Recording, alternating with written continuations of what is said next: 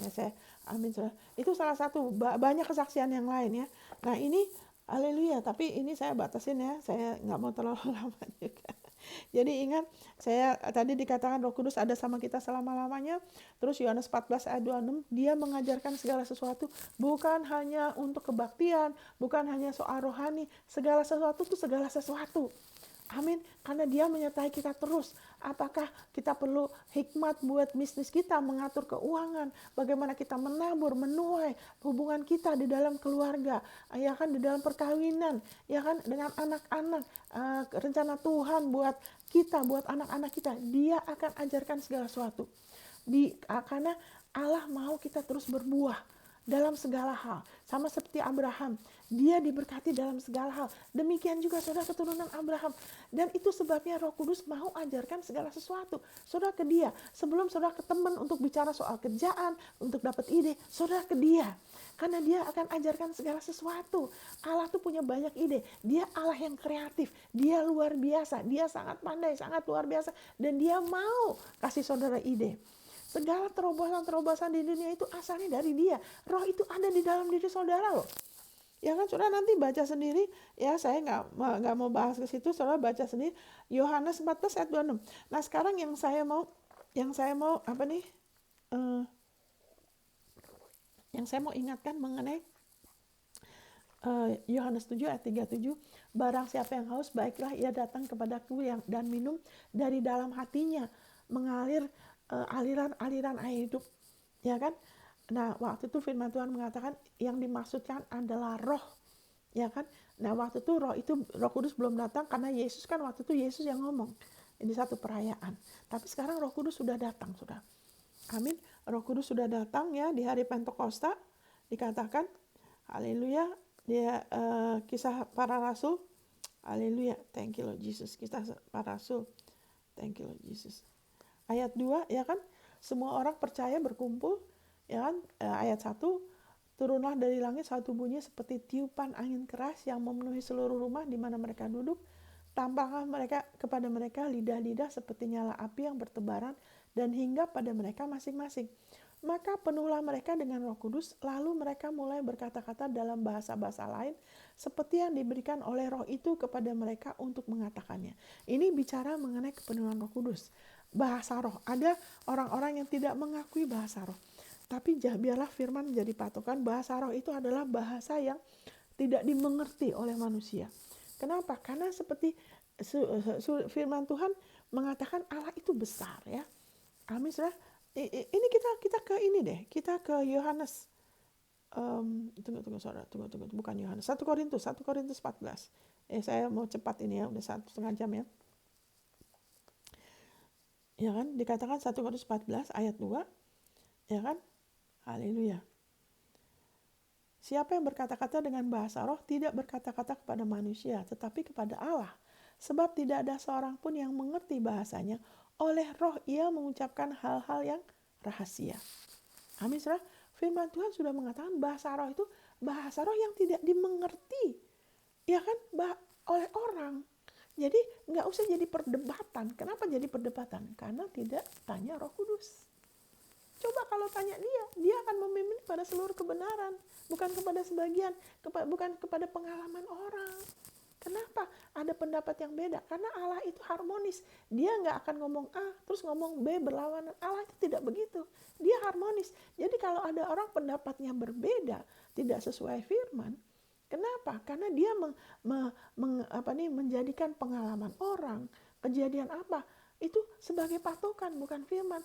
Harusnya kalau kita tidak mengerti, kita jangan langsung, saya nggak mau, itu aneh, apa itu bahasa roh, saya nggak ngerti, itu bukan dari Tuhan. Loh, tanya dulu, tanya Roh Kudus, tanya Roh kebenaran, jangan langsung berasumsi, nggak mau. Karena kalau kita mengukur segala sesuatu dengan apa yang kita sudah tahu, kita nggak bisa bertumbuh, saudara.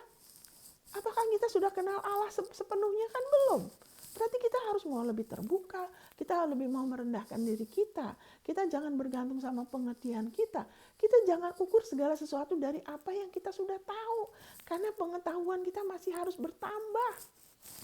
Amin, karena Allah itu besar, kasihnya juga besar. Itu perlu Roh Kudus, roh kebenaran untuk menolong kita, memberikan kita pewahyuan, memimpin kita untuk kita bertekun, memimpin kita kepada seluruh kebenaran, bukan sebagian aja, bukan sebagian saja. Amin, saudara. Haleluya. Jadi, haleluya. Jadi kalau sudah dibilang nggak ngerti, ya nggak ngerti. Nggak usah diperdebatkan, oh itu aneh. Nggak usah. Dibilang tidak ngerti, ya sudah. Ya kan? Ia mengucapkan hal-hal rahasia. Apa tuh hal-hal rahasia? Rencana Tuhan buat saudara. Panggilan Tuhan. Ya kan? Rahasia buat pikiran, intelek kita, pikiran kita. Karena pikiran kita itu terbatas. Ya kan, pikiran kita hanya bisa menganalisa apa yang kita tahu, pengalaman orang, kejadian. Tapi pikiran kita nggak bisa nembus ke alam roh loh. Amin.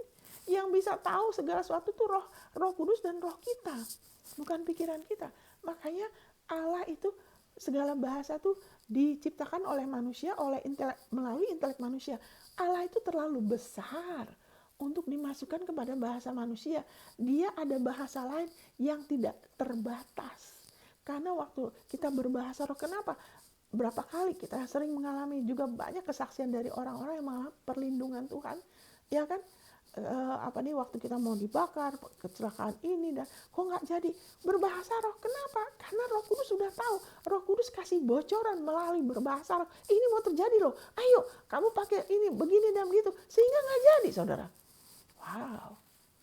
Kenapa? Rahasia. Saya nggak tahu waktu itu berapa menit sebelumnya mau kecelakaan, saya nggak tahu. Pernah di Amerika berapa tahun yang lalu, lagi di dalam mobil, lagi ngobrol sama teman di dalam satu mobil yang nggak ada depannya, kayak van gitu. Itu kalau kecelakaan bisa hebat sekali yang di depan ya, ya kan? Saya lagi ngobrol gini, saya bilang, itu Roh Kudus penolong, ya kan? Kalau kita terus, ya kan, ke kebenarannya, ya sering kebenarannya, sehingga dia kemudian kasih tahu saya, stop, kita harus berdoa sekarang, saya bilang. Cuma berdoa, cuma berapa menit loh, saudara. Waduh, mobil kita saudara hampir tabrakan. Hampir, tapi nggak jadi. Kenapa? Karena dia kasih tahu hal-hal yang rahasia. Itu rahasia, kita lagi ngobrol, kita nggak tahu. Mau 5 menit lagi mau ada kecelakaan, kita nggak tahu. Tapi dia udah tahu. Amin, saudara, dia sudah tahu. Makanya kita biarlah kita rendahkan diri kita lagi, kita perlu Roh Kudus. Kita nggak usah tahu segala sesuatu, it's okay. Kita ada pribadi penolong yang tahu, kita percaya aja sama dia.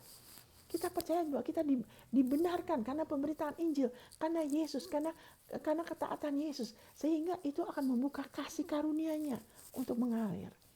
Karena kita nggak lagi bermegah atas perbuatan kita, kelayakan kita. Itu yang menghalangi kasih karunia-Nya untuk mengalir. Karena firman mengatakan, grace reign through righteousness.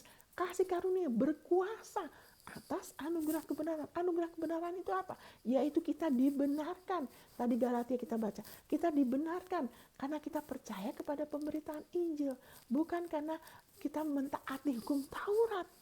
Dari situ kasih karunia terus-menerus mengalami perlindungannya, penyediaannya. Waktu perlu ini dan itu. Ya dia memimpin. Oh kemudian menerima.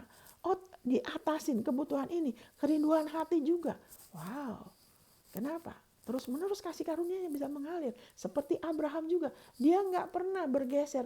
Wah aku nih udah gini, aku udah nggak ada waktu deh sama Tuhan. Aku udah oke kok. Aku udah baik. Udah nolong si Anu dan si Anu. Enggak. Abraham terus percaya. Walaupun dia udah salah. Dia tidak membiarkan perasaan bersalah dia menguasai dia sampai dia menjauh dari Tuhan. Enggak. Habis dia salah, dia tetap sama Tuhan. Dia tetap mau dengar sama Tuhan. Tuhan bilang, ganti namamu ya. Waktu dia habis salah sama Hagar, ganti namamu jadi bukan lagi Abraham tapi Abraham. Aku kasih kamu kasih karunia lebih. Itu kasih karunia. Abraham mau terima, dia mau rela. Dia Alkitab nggak bilang Abraham nggak mau pakai namanya. Enggak, dia terima, saudara. Amin, saudara. Dia terima. Amin. Sehingga dia mengalami yang terbaik. Dia mengalami janji Tuhan, rencana Tuhan bagi dia untuk ada keturunan, dan dari keturunannya itu Yesus penebus lahir. Amin, saudara. Haleluya. Thank you Lord Jesus. Thank you Lord Jesus. Jadi kita tahu bahasa roh itu ya bagi saudara yang ada di antara saudara kalau belum berbahasa roh, saudara berdoa sama Tuhan, minta sama Tuhan. Dan kalau saudara di satu kumpulan yang tidak percaya, saudara datang kepada firman, datang pada Yesus, pada firman-Nya, saudara bisa minta. Jangan izinkan pengalaman orang, pengertian orang membatasi saudara. Ini hak saudara untuk dipenuhi Roh Kudus. Ya, saudara bisa berbahasa roh. Terus dikatakan di ayat 4, siapa yang berkata-kata dengan bahasa roh, ia membangun dirinya sendiri, tetapi siapa yang bernubuat, ia membangun jemaat. Ya, di sini bicara mengenai konteksnya tuh lagi untuk perkumpulan. Kalau kita lagi ngumpul, jangan cuma berbahasa roh kalau nggak lagi doa, karena orang lain tidak mengerti. Bahasa roh itu karena dikatakan ayat 2, siapa yang berkata-kata dengan bahasa roh tidak berkata-kata kepada manusia, tapi kepada Allah. Jadi kalau kita doa kan kita nggak doa di depan orang kan, kita doa sendiri kan sama Tuhan kan, karena kita kan lagi bicara sama Dia. Kita kan nggak usah bicara sama Tuhan di depan orang. Bahasa roh juga gitu. Tapi saat kita berkumpul, lebih penting nubuatan. Tapi bukan berarti bahasa roh tidak penting, saudara. Kalau nggak bisa berbahasa roh, mungkin kita sudah mati, saudara. Tapi karena bahasa roh itu sangat-sangat luar biasa kuasanya. Makanya waktu mereka kumpul, firman Tuhan mengatakan di Kisah Rasul, kamu akan menerima kuasa. Kisah Rasul pasal 1. Kamu akan menerima ayat 5, ayat 8. Ya kan, Yohanes membaptis kamu dengan air. Tapi tidak lama lagi kamu dibaptis dengan Roh Kudus. Ada yang namanya baptisan Roh Kudus. Baptisan Roh Kudus itu beda dengan karunia roh, nubuatan, kata-kata hikmat, kata-kata pengetahuan, yang itu karunia roh itu beda. Itu tidak semua anak Tuhan. Itu sesuai dengan waktu Roh Kudus bekerja dan iman orang itu. Tapi kalau baptisan Roh Kudus, Tuhan Yesus kan bilang, barang siapa yang haus, siapa aja boleh. Waktu murid-murid kumpul, semuanya dipenuhi Roh Kudus loh. Nggak dibilang, ya 100 dipenuhi, yang 20 nggak dipenuhi karena Allah tidak mau. Enggak, semuanya. Untuk baptisan Roh Kudus kita semua berhak.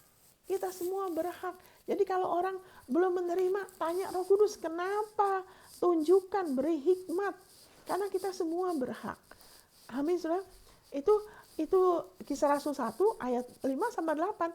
Ya kan, kamu akan menerima kuasa.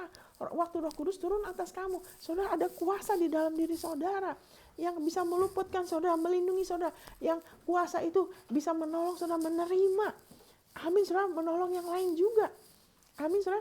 Haleluya. Thank you Lord Jesus. Jadi bahasa roh orang kadang-kadang ada yang pro dan kontra, dan itu disayangkan. Karena itu dikasih ada kuasanya. Bukan cuma bahasa roh. Kamu menerima kuasa, jadi bahasa roh itu ada kuasa. Kenapa saya mau mengalami kecelakaan? Cuma beberapa menit loh. Berbahasa roh, stop. Kita harus berdoa sekarang, biar lebar. Nggak jadi kecelakaan, saudara. Itu cuma sedikit sekali, saudara. Amin. Kenapa? Karena ada kuasanya. Amin, saudara. Makanya dengan iman kita harus mau jadi seperti anak kecil. Dengan iman kita menerima. Ya kan? Nah kan konteksnya kenapa dibilang ini? Oh, itu nggak penting bahasa roh. Tapi ini konteksnya sedang bicara mengenai kalau lagi kumpul. Ya kan? Jadi tahu konteksnya. Kalau lagi ngumpul, kalau berbahasa roh, bukan lagi berdoa, jangan. Harus ada penafsirannya. Tapi kalau sendiri, tidak usah selalu ada penafsirannya. Nah, dikatakan di ayat 39. Karena itu saudara-saudaraku, usahakanlah dirimu untuk memperoleh karunia untuk menubuat. Dan janganlah melarang orang yang berkata-kata dengan bahasa roh. Jangan larang. Tapi segala sesuatu harus berlangsung dengan sopan dan teratur dalam konteks pertemuan jemaat. Amin, saudara. Nah, saya mau nyinggung di sini, kenapa? Karena ini penting sekali. Dikatakan di sini, waktu kita berbahasa roh, kita sedang membangun diri kita. Ayat 4.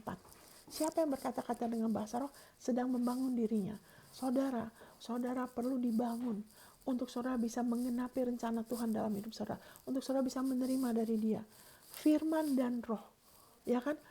Firman kasih karunia, Kisah Rasul 20 ayat 32. Sekarang aku menyerahkan engkau kepada Tuhan dan firman kasih karunia-Nya yang sanggup membangun kamu dan menolong kamu menerima warisanmu. Amin.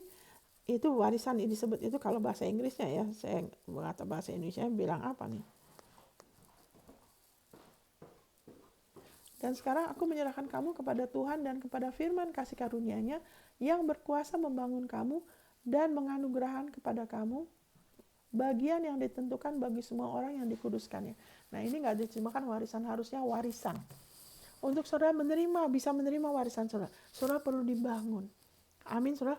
Iman saudara perlu dibangkitkan. Makanya saya bilang kita nggak bisa ngomong, oh saya udah tahu ayatnya, saya udah tahu saya diampunin. Itu tidak bisa. Iman kita tuh nggak bisa ditabung saudara. Sama seperti kita makan. Kita sudah makan kemarin, kita akan makan lagi hari ini. Iman kita harus dengar lagi. Kita perlu mau dengar lagi dan percaya lagi. Segarkan iman kita bahwa kita dibenarkan bukan karena perbuatan kita. Kita dengar lagi. Kita ngakuin lagi ayat-ayatnya yang ada banyak ya di surat-surat Rasul. Kita dengar lagi. Kenapa? Karena iman kita perlu dibangun. Kita hanya bisa menerima dengan iman. Dan sebelum iman kita dikuatkan, kita bisa berbahasa roh untuk membangun diri kita. Kita bangun diri kita. Karena janji Tuhan itu bukan sesuatu yang kita bisa rasa, kita nggak bisa lihat, ya kan? Kita mata jasmani kita nggak ngelihat, pikiran kita mungkin belum bisa ngelihat, tapi itu nyata. Dan waktu kita dibangun, kita membangun diri kita dengan kita berbahasa roh. Kira kusyapakala tidak kusyara, ya kita minta Roh Kudus kira berbahasa roh untuk kita bisa roh kita yang mendominasi, bukan jiwa kita. Karena jiwa kita tuh sering mau merasa dulu, aku nggak merasa kasih Tuhan, aku nggak merasa ini dan itu jiwa kita. Ya kan, tapi biarlah roh kita dibangun dengan kita berbahasa roh kita dibangun waktu kita memperkatakan firman-Nya lagi, waktu kita mengakuin firman-Nya lagi, bahwa saya memiliki damai sejahtera dengan Allah karena iman melalui Yesus Kristus. Waktu kita ngomong ayat-ayat bagaimana kita sudah dilayakkan, kita sedang membangun diri kita. Kita sedang mempersiapkan diri kita. Dari situ baru kita bisa lebih gampang percaya sama janji-janjinya, saudara. Amin, saudara. Amin, saudara. Haleluya. Kita bisa lebih percaya sama janji-janjinya. Kita lebih gampang waktu kita sudah dibangun. Dengan apa? Kita bangun diri kita dengan kita lihat lagi kepada firman-Nya, roh kebenaran. Waktu kita lihat kepada firman-Nya, roh kebenaran mengurapi kita. Ya kan? Dia membangkitkan kita lagi. Dia menopang kita karena dia roh kebenaran. Amin. Waktu kita memperkatakan, kita percaya, kita ngakuin lagi, dia mengurapin kita. Wow. Sehingga kita diteguran. Dan waktu kita merasa, aduh, aku tahu nih. Ya, waktu tuh misalnya apa ya? Saya pernah mengalami apa ya?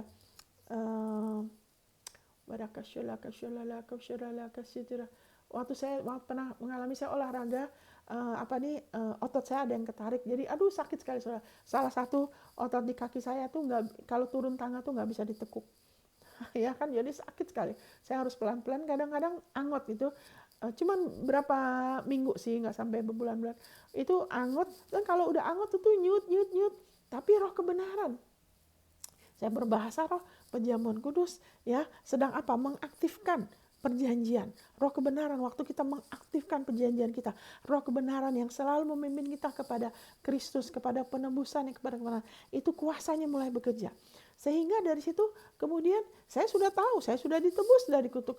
Ya, tapi ini bukan penyakit ya, ini karena kesalahan saya high impact, olahraga high impact tapi tidak pemanasan. Jadi ototnya ketarik ya, jadi injured ya.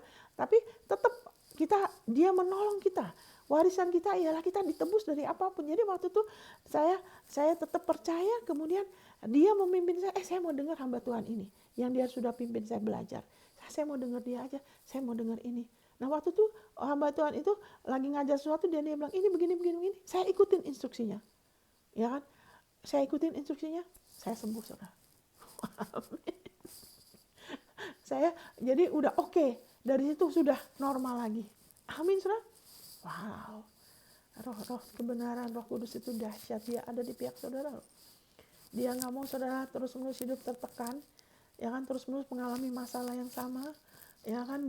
Dia mau saudara lebih lagi mengalami kelegaan yang lebih besar, dan itu diaktifkan ya dengan firman-Nya dan bahasa roh. Kepenuhan Roh Kudus, dibaptis Roh Kudus, berbahasa roh. Dan kalau sudah berbahasa roh, tingkatkan bahasa rohmu. Jangan cuma 5 menit. Kadang saya menyayangkan anak-anak Tuhan. Kenapa? Ya kan? Kuasanya kurang karena cuma di gereja aja, cuma waktu penyembahan aja. Oh udah gitu udah. Banyak kali gitu. Ibu Monica, saya nggak bisa berdoa kalau nggak ada penyembahan, hanya waktu penyembahan aja. Waktu tuh Roh Kudus yang ambil alih. Itu tidak benar. Itu tidak benar. Karena kita nggak bisa kesurupan. Allah itu tidak pernah buat seorang pun kesurupan. Seseorang yang sudah dikuasai, dia masih bisa milih loh ya. Itu roh jahat yang bikin kesurupan. Kita bisa dipenuhi dengan kuasa, bisa, tapi kita masih bisa ngontrol. Karena Allah itu kalau dia bisa gitu, dia ngontrol semua orang, dia masukin semua orang ke surga aja. Dia nggak bisa, saudara. Allah itu kasih, Allah itu adil. Jadi haleluya, Roh Kudus menolong kita, ya kan? Roh Kudus menolong kita berdoa. Dia cuma nolong kita loh, bukan roh kita. Ya kan, coba saya baca lagi. Ya kan? Nih, saya baca ayat 2. Siapa yang berkata-kata dengan bahasa roh tidak berkata-kata kepada manusia, tetapi kepada Allah. Sebab tidak ada seorang mengerti bahasa oleh roh, bukan Roh Kudus yang berbicara melalui kita, oleh roh. Ya kan? Nah, sekarang saya tambah lagi di ayat ini. Karena ada orang yang kemudian jadi alasan tidak mengembangkan bahasa rohnya, karena dia harus ada pujian dulu, itu nggak dibilang di sini harus begitu. Dan seolah-olah itu jadi karunia roh. Bahasa roh dan penafsirannya itu karunia roh. Tapi baptisan Roh Kudus, bahasa roh itu bukan karunia. Itu adalah kepenuhan Roh Kudus, baptisan dalam bentuk bahasa roh. Nah, itu coba kita baca ini ayat 14. Sebab jika aku berdoa dengan bahasa roh, maka rohkulah yang berdoa. Waktu saudara dan saya berbahasa roh, roh kita yang lagi berdoa. Dibantu oleh Roh Kudus. Amin. Tetapi akal budiku tidak turut berdoa. Itu sebabnya kita bisa bahasa roh sembari masak, sembari nyetir, sembari sapu-sapu, sembari ngapain kita bisa. Kenapa? Karena akal budi kita lagi pasif, lagi nggak bekerja. Makanya kalau berbahasa roh jam 3 pagi, jam 4 akan ngantuk. Saudara nyanyiin, ya kan, duduk tuh nyanyikan, supaya kalau nggak pasti kita bisa jatuh tertidur. Karena akal budi kita pasif. Amin, saudara. Akal budi kita, kenapa? Karena roh kita yang lagi berdoa, ya kan, kita lagi izinkan tubuh kita lagi tundukkan kepada keinginan roh. Roh Kudus yang bantu, roh kita yang berdoa. Ayat 15. Jadi apakah yang harus kubuat? Aku akan berdoa, aku akan. Jadi kita yang putuskan. Kadang orang bilang, ya kalau nggak ada pujian nggak bisa, harus tunggu dulu Roh Kudus gerakan. Di sini nggak sesuai firman. Dia bilang aku akan, berarti kita yang putuskan. Sekarang saya tanya, kalau saudara berdoa, kapan saudara berdoa? Apakah Tuhan yang tentukan kamu berdoa baru kita berdoa? Kan kita yang menentukan kapan kita mau berdoa, kan? Sama aja dengan bahasa roh, ya kan? Aku akan, berarti saudara yang putuskan kapan saudara mau berbahasa roh, bukan Roh Kudus loh ya. Aku akan berdoa dengan rohku, I will. Kemauan kita yang putuskan. Tapi aku akan berdoa juga dengan akal budiku. Jangan hanya berdoa bahasa roh, doa juga dengan pengertian, supaya kita, apalagi doa bersama, doa dengan pengertian supaya kita bisa sepakat jiwa kita, ya kan, perkataan kita sinkron gitu loh. Aku akan menyanyi dan memuji dengan rohku, dan aku akan menyanyi dan memuji juga dengan akal budiku. Amin, saudara. Jadi saudara yang putuskan, saudara kita bisa mengembangkan bahasa roh kita. Amin. Saya sering, bukan sering, sudah 2 tahun ini Tuhan sudah ingatkan saya untuk berdoa bersama dalam bahasa roh, berdoa buat tubuh Kristus dipulihkan. Karena ada Roh Kudus dalam kita, kita sudah ciptaan baru, kita bisa berjalan dalam jati diri kita. Jadi kita punya warisan untuk kita dilindungi, diberkati, dipulihkan, yang akan menjadi berkat bagi banyak bangsa. Itu kita sudah keturunan Abraham. Kita sudah orang benar, dan orang benar kita hidup oleh iman. Dan Roh Kudus adalah penolong kita. Allah ada di pihak kita. Roh Kudus bukan roh pencari kesalahan, bukan roh yang menghukum kita, tapi roh yang menolong kita, yang ada di pihak kita. Amin, saudara. Makanya kembangkan bahasa roh saudara. Waktu saudara sedang berbahasa roh, saudara sedang membangun diri saudara untuk saudara menerima, ya kan, warisan saudara, untuk saudara mengalami perlindungan supernatural. Saat saudara gelisah, nggak tahu gimana, kayak satu orang ibu ini, dia lagi mau bikin siomay nih, dia lagi potong-potong apa, tapi tuh dia gelisah, dia mulai berbahasa roh, padahal lagi udah malam nih, dan ternyata apa? Waktu itu suaminya yang adalah supir truk ya, truknya terguling. Tapi karena dia berbahasa roh, dia kan nggak tahu suaminya lagi mau mengalami kecelakaan, dia berbahasa roh, suaminya terguling tapi nggak apa-apa. Truknya terguling nggak apa-apa, cuman kaca spionnya aja. Kenapa gitu? Karena ada kuasa. Waktu kita berbahasa roh, there is power, ada kuasa. Roh Kudus itu roh yang berkuasa. Roh kebenaran, ada kuasa dalam firman-Nya, ada kuasa waktu kita berbahasa roh, ada kuasa di dalam nama Yesus. Wow, luar biasa ya. Jadi suaminya nggak apa-apa, ya kan? Sama sekali nggak apa-apa, padahal itu truknya terguling. Jadi cuma kaca spionnya aja. Itu supernatural, saudara. Amin. Jadi ya, apa nih, untuk yang sudah berbahasa roh, lebih berbahasa roh. Bisa bisa mulai latih ya, mulai 10 menit di sini, ntar 10 menit lagi, ntar tambah lagi, sampai saudara terbiasa berdoa 1 jam. Ya waktu itu sempat waktu kita datang ke Indonesia tahun 97, ya kan baru datang. Terus waktu itu masih ada kejadian apa di mana orang suka bakar-bakar, ya kan. Waktu suami saya mau khotbah, dia mau dibakar gereja kita. Saya waktu itu hamil 2 bulan. Tapi Roh Kudus sudah kasih bocoran waktu pagi sama suami saya. Berbahasa roh 2 jam. Padahal suami saya sudah bahasa roh 1 jam. Roh Kudus kasih bocoran. Bahasa roh lagi 2 jam. Dia pikir ini Tuhan apa bukan. Tapi terus dia bilang waktu saya nggak ikutin, kok kayak nggak ada hidup. Ya udah saya ikutin aja sih bahasa. Ternyata apa, waktu itu dia khotbah sore itu saya dampingi dia karena dia belum bisa bahasa Indonesia. Saya harus terjemahkan. Saya hamil 2 bulan loh. Waduh, gerejanya diserang. Wah, ditimpukin, ada mobil dihancurkan, mau dibakar. Sudah coba dibakar, saudara. Kita ada di dalam loh. Kalau mereka bisa berhasil bakar, kita bisa terperangkap. Tapi roh penolong, roh kebenaran, penghibur. Wow, dia sudah persiapkan dulu suami saya. Sehingga walaupun saya hamil, saya nggak khawatir. Saya bisa menguatkan ibu-ibu. Waktu itu kebaktian ibu-ibu, ya kan? Saya malah menguatkan mereka. Saya sama sekali tidak takut. Ya kan, saya nggak apa-apa. Amin saudara. Dan akhirnya nggak jadi. Mereka sudah hampir, ya kan, udah coba bakar, apinya mati terus. Akhirnya ada helikopter datang karena polisi nggak berani ya, karena waktu itu banyak orang ya, udah kayak kacau. Jadi cuman helikopter datang, mereka semua lari. Pada waktu yang tepat saudara, Roh Kudus di dalam saudara untuk menolong saudara, membangun saudara, menerima saudara. Tapi dia adalah roh kebenaran. Jadi jangan selalu dengan ikut pengajaran yang roh-roh kudus tapi tidak mengacu kepada penebusan Yesus. Jangan saudara. Ya kan? Kalau yang benar itu selalu mengacu kepada penebusan Yesus, firman-Nya, roh kebenaran, firman-Nya. Amin saudara. Terus juga gini, saya mau terakhir sebelum kita selesai Roma 8 ya. Dulu saya tidak diajar bahwa Roh Kudus itu berbahasa roh itu membangun diri. Jadi dulu saya tahunya itu bersyafaat. Memang ada buahnya saudara. Banyak yang lahir baru saudara. Ya kan? Ratusan ya. Tapi saya tidak diajarkan cukup bahwa berbahasa roh itu untuk membangun diri. Taunya hanya untuk bersyafaat. Ya kan? Padahal bahasa roh itu bahasa yang di luar bahasa manusia, bahasa yang canggih, bahasanya Allah, di mana kita ngomong langsung sama Dia. Ya kan, itu bisa membangun diri. Saya nggak tahu. Itu sebabnya walaupun ada buah, ya kan, di dalam apa yang saya lakukan untuk Tuhan, tapi saya sendiri susah, saudara. Nggak bisa mengatasi. Kenapa? Karena tidak tahu membangun diri. Ntar khawatir, ntar orang pikir apa, sering diganggu. Ya kan, si Anu kok begini, suka susah tidur. Susah sekali. Berat sekali. Kenapa? Karena tidak diajar bahwa, saya belum dapat pengajaran bahwa bahasa roh juga bisa buat membangun diri. Tidak ditekankan itu, sehingga sayangnya, tapi puji Tuhan semua jadi kebaikan. Sekarang sudah lebih mengerti, jadi udah jadi kebiasaan ya. Dan kalau saya nggak ingatkan khusus untuk berbahasa roh, bisa lupa saudara. Makanya kita yang sudah berbahasa roh, kita perlu ingatkan, enggak, saya perlu berbahasa roh. Ini enggak berbahasa roh.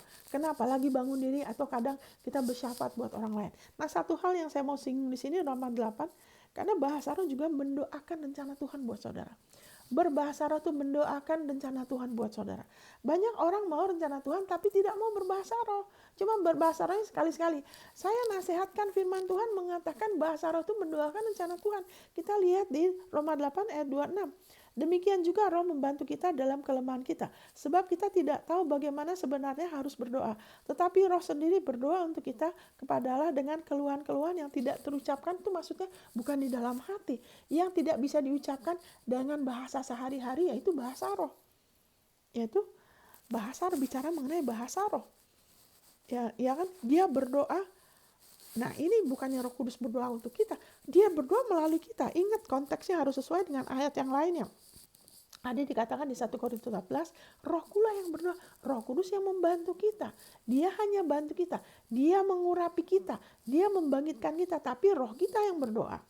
Ayat 27, dan Allah yang menyelidiki hati nurani mengetahui maksud roh itu, yaitu bahwa ia sesuai dengan kehendak Allah berdoa untuk orang-orang kudus, untuk saudara dan saya, untuk rencana Tuhan untuk saudara dan saya. Dia nggak mau kita pulang sebelum waktunya. Dia mau kita selesaikan perlombaan iman kita tanpa cacat celah, Ya kan, itu Filipi 1 ayat 9 sampai 11, tanpa sakit penyakit, tapi seperti Abraham diberkati dalam segala hal dan menggenapin, terutama menggenapin rencana kehendak dia. Dia sudah perlengkapi kita dengan rohnya, dengan kepenuhan rohnya, dengan bahasa roh.